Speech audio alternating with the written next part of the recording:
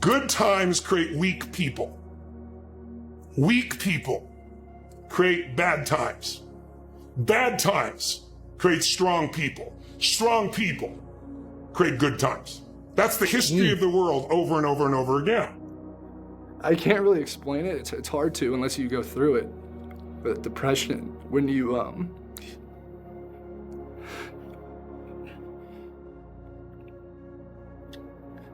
you feel like nobody's there. Despite my family being so close, and they're willing to do whatever.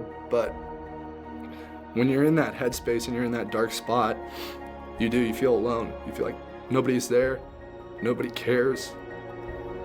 So I guess for me in those years, that's why I turned to drinking and pills and cocaine, anything that I could get my hands on to numb that feeling of embarrassment, where I wouldn't have to explain myself to my family as to why my life was like unraveling. It's just there's a spark that we all needed. For me, it was my probation officer. It was the tears in my mother's eyes when I realized that she had finally fully given up hope that I was ever gonna get better. We need that. It's not just the one burner touch. God bless all of you who can find that hope in life through just touching the burner one time and saying, I'm never gonna do that again. Still having trouble kicking an addiction or kicking a problem with anxiety, and they can't go to the fucking grocery store no matter how hard they try to get their fucking groceries, bro. This message is for them. We're together in that, bro. That's something that we all share, but you'll get there. I got there. It took me 10 years to do something that so many people found easy to do in one day. Don't do drugs. For me, it took 10 years of my life. Gone. I'll never get them back.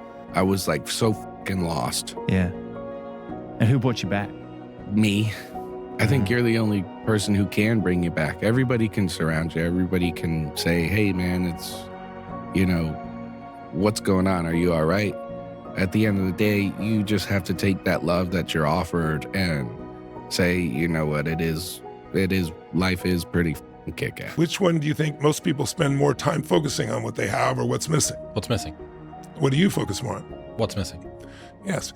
It isn't something that comes, the focus on what's missing is not something that comes with someone who is a failure. It comes very much with people who are very successful. And the question then becomes, if you're always focused on missing, how can you sustain happiness? People forget this. I always say this. When does a new day start? It starts at midnight. Is it dark outside at midnight? Yes. So if a new day and a new beginning starts in the dark every day, that's when your new beginnings start. But so many people are afraid to go to that place. And I tell them, you have to visit that place, because if that place comes visit you, it will never leave. If you go visit the darkness that you've been running from, you'll have the opportunity to leave a better person. You'll have a better understanding of yourself.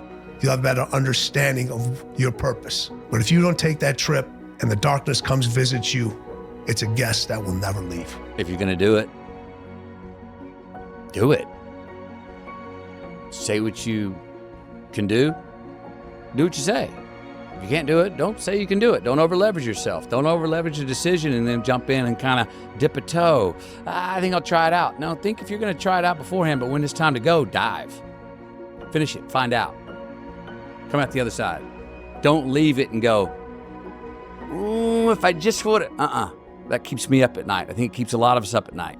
When you half-ass something and you just don't know whether you failed or succeeded, got what you want or didn't get what you want, finding out and looking in the mirror and going, I didn't half-ass it, I went all the way, I found out, and that ain't for me. Or I found out and you damn right that is for me.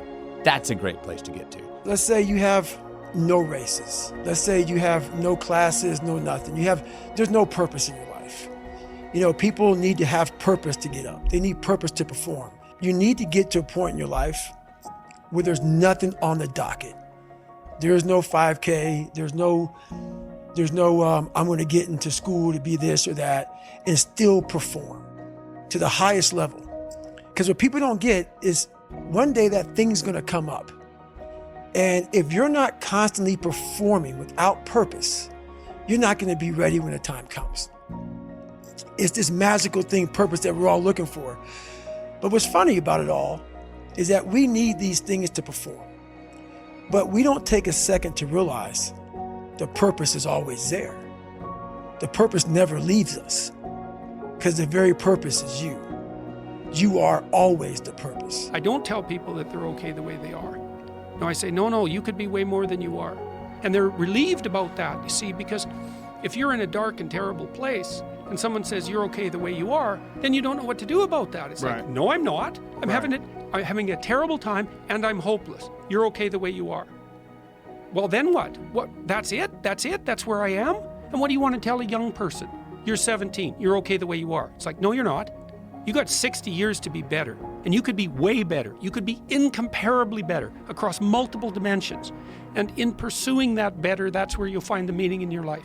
And that will give you the antidote to the suffering. It's a choice. You'll get through it. Wake up. It's a choice to be happy. It's a choice to be sad. So come on, like buck up. Right. You got this. Move on. When a lot of times you just wake up blue and you don't have that choice. And it's not that easy. You just don't turn it on or turn it off. And I also realized as I went down the road, once I started to realize what it was, why I felt I didn't want to do anything, why I was emotional about things, I was done. I wasn't participating in team meetings, practice. I wasn't going to class. The first time away from home. You're all isolated. Yeah. Brother, and it all converged. Went through my first bout of depression back then. Also, back when I had $7 in my pocket, and then when I got a divorce, and so on and so on and so on. And then once I started to realize what it was, I started to not only did it help me realize what it was, but then realize the power of talking about it and how important that is. And now I can tell young men, young women, kids, students, older people, doesn't matter. Hey, it's your superpower. It's okay. Talk about it.